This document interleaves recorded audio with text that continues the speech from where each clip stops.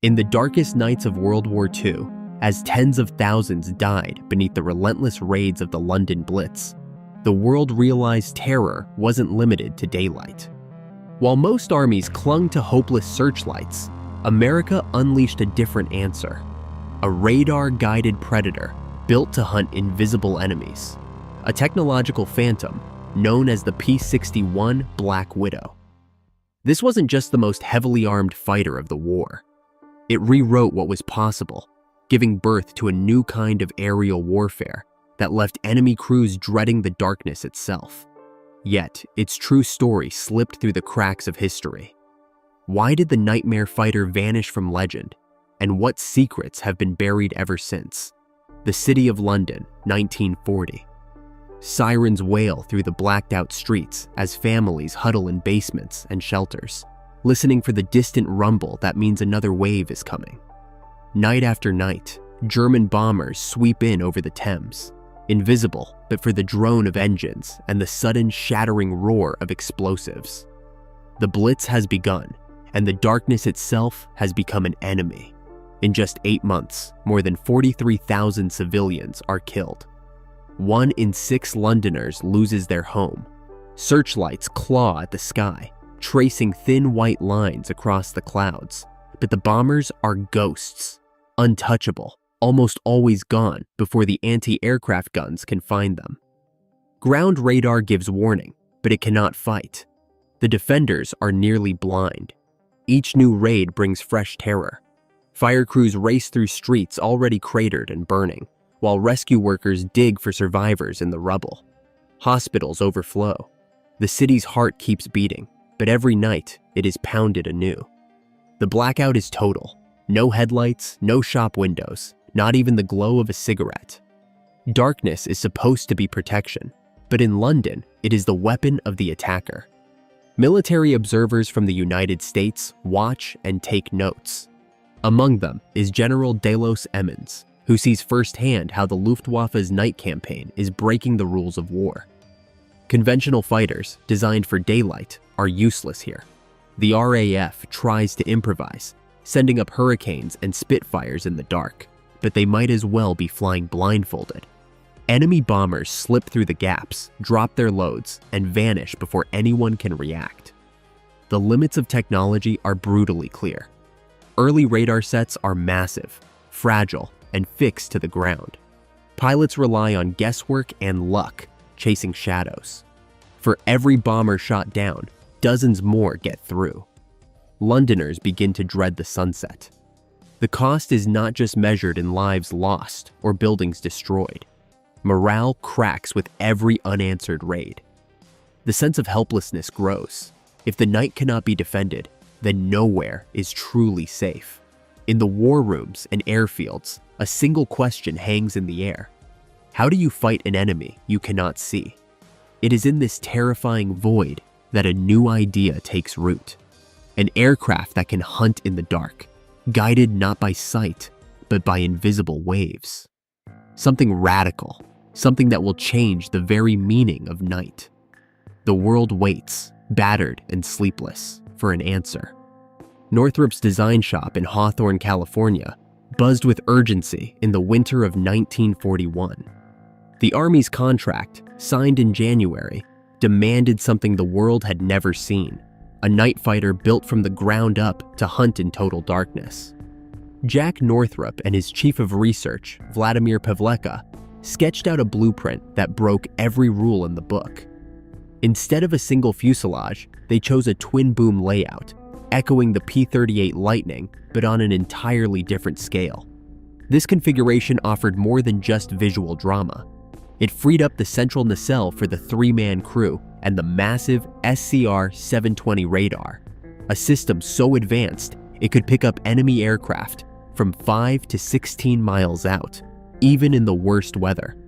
The booms housed the twin Pratt and Whitney R-2800 engines, each churning out 2,000 horsepower, giving the Black Widow the muscle to carry the heaviest loadout of any Allied fighter.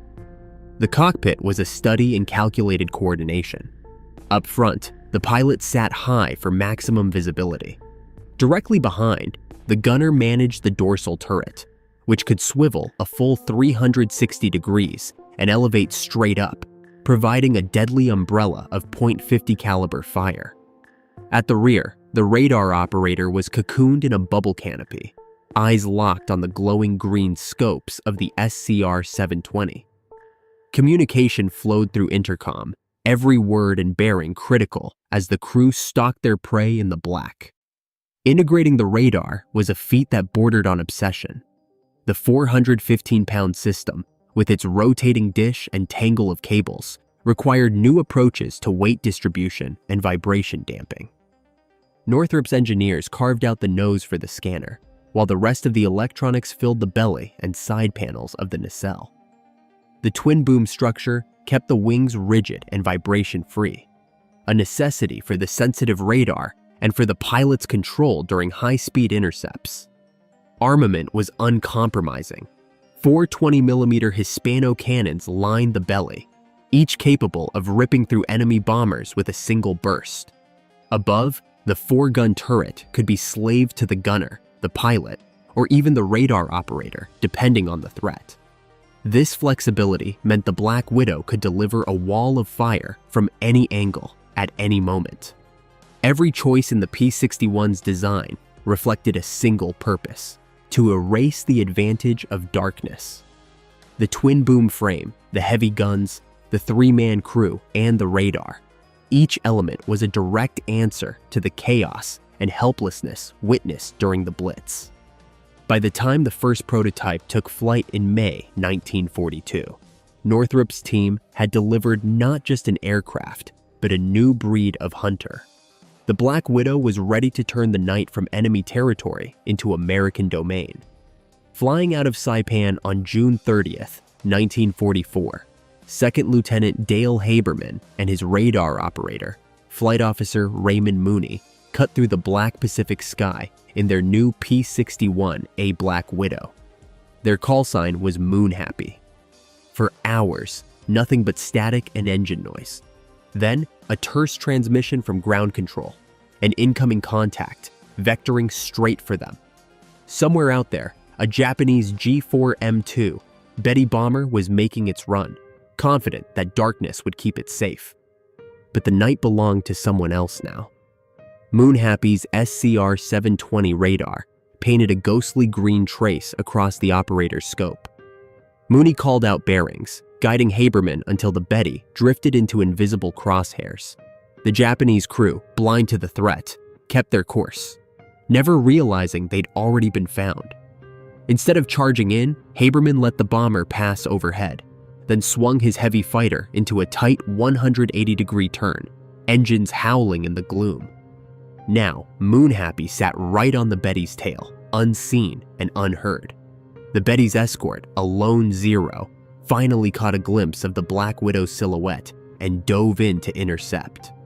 Haberman rolled into a steep dive, the P-61's twin engines roaring as he shook the Zero with a gut-wrenching maneuver. The Zero overshot, left behind in the darkness. Back on the Betty, the crew never saw what hit them. 4 20mm cannons erupted from Moon Happy's belly, tracers stitching a line of fire across the bomber's wing. The Betty pitched, flared, and dropped toward the ocean, trailing flame. The entire engagement lasted seconds. On the ground, the 6th Night Fighter Squadron listened in. The Black Widow had drawn first blood. The message was unmistakable. The Pacific Night was no longer safe for enemy bombers. Radar had turned the tables, and the P-61's firepower had finished the job. From that night forward, Japanese crews learned to fear the darkness they once ruled. For Haberman and Mooney, it was proof that America's nightmare fighter was more than a promise. It was a predator, and the hunt had only just begun. In the summer of 1944, word spread quickly among Luftwaffe and Japanese aircrews. The Americans had unleashed something new in the darkness. Stories filtered back to enemy bases, bomber crews vanishing without warning, fighters chased down by an unseen adversary, entire squadrons returning shaken, some never returning at all. The P-61 Black Widow did not simply destroy aircraft, it unhinged the very idea of safety at night. In Europe, the Black Widow arrived just as the V-1 flying bomb campaign was terrorizing London. On July 16th, Lieutenant Hermann Ernst and his radar operator, Edward Kopsel, launched from a rain-soaked English airfield. Their orders were simple: intercept and destroy a V-1 before it reached the city. Ground controllers vectored them onto the target, but the V-1 was a small, fast-moving speck, hard to see, harder to catch. Ernst dove from 5,000 feet, closing to within 900 feet at over 350 miles per hour. The radar operator's voice cut through the intercom, guiding him onto the bomb's tail. Ernst squeezed the trigger.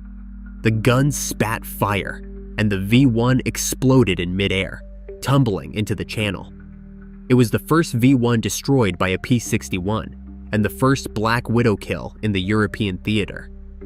Word of the Widow's success spread fast, not just among Allied crews, but across enemy lines.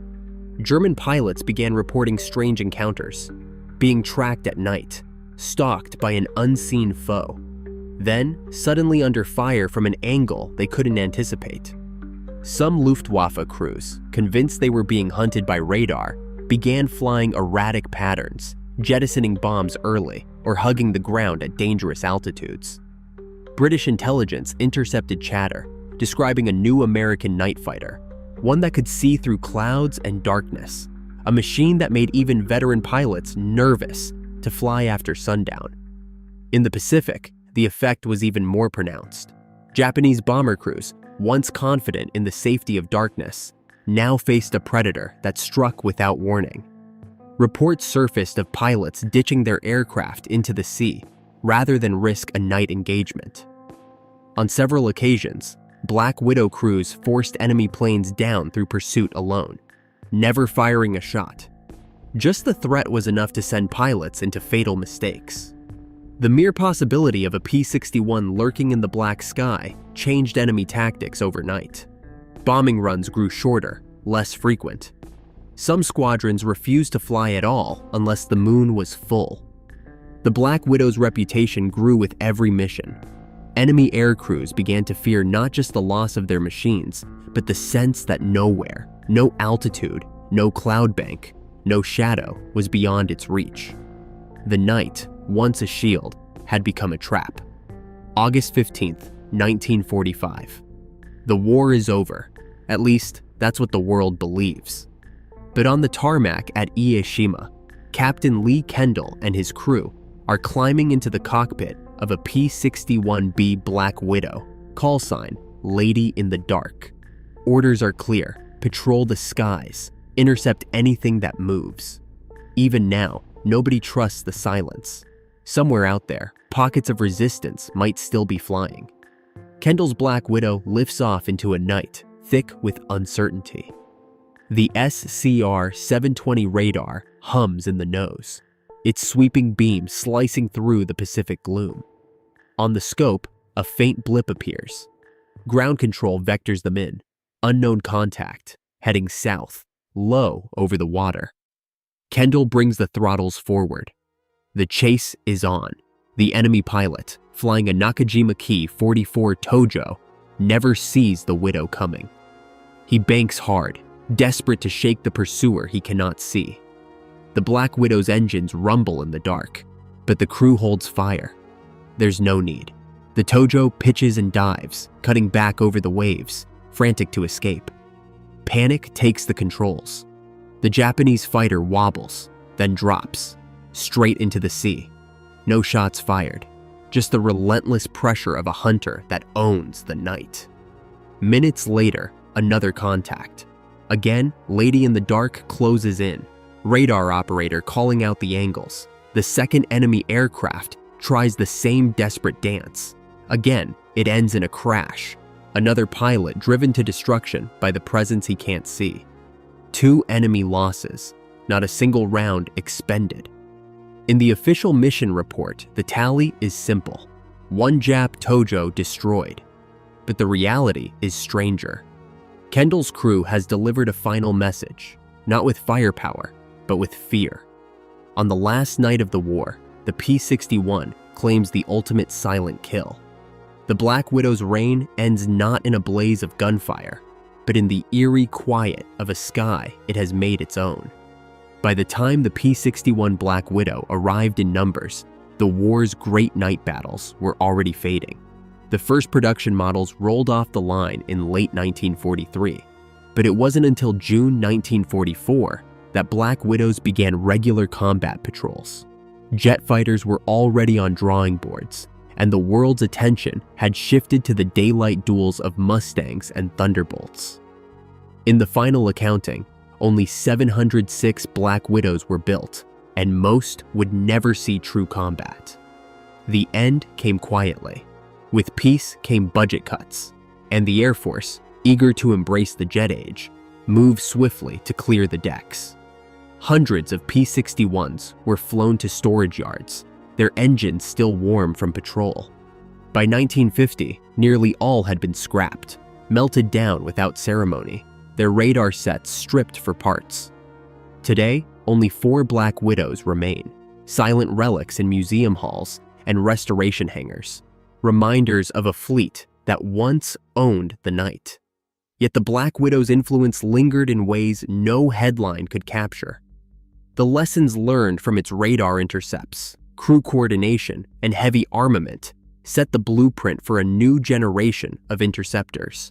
The Air Defense Command, formed in 1946, assigned its first squadrons to the P-61, using them to develop tactics that would soon be handed down to jets.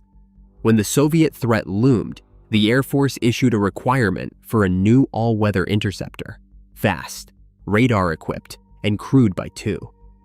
The Northrop F-89 Scorpion, with its twin engines, swept wings, and advanced radar, carried the DNA of the Black Widow into the Cold War. Doctrine 2 bore the mark. Radar-guided interception, ground control vectors, and multi-crew teamwork, all refined in the crucible of P-61 operations. The Black Widow never became a household name. No movies, no parades, just a handful of grainy photos and the stories of those who flew her. But the night fighter's quiet legacy runs deeper than fame. In the long shadow it cast, the rules of air defense and interception were rewritten. The darkness, once a haven for the enemy, would never again be safe.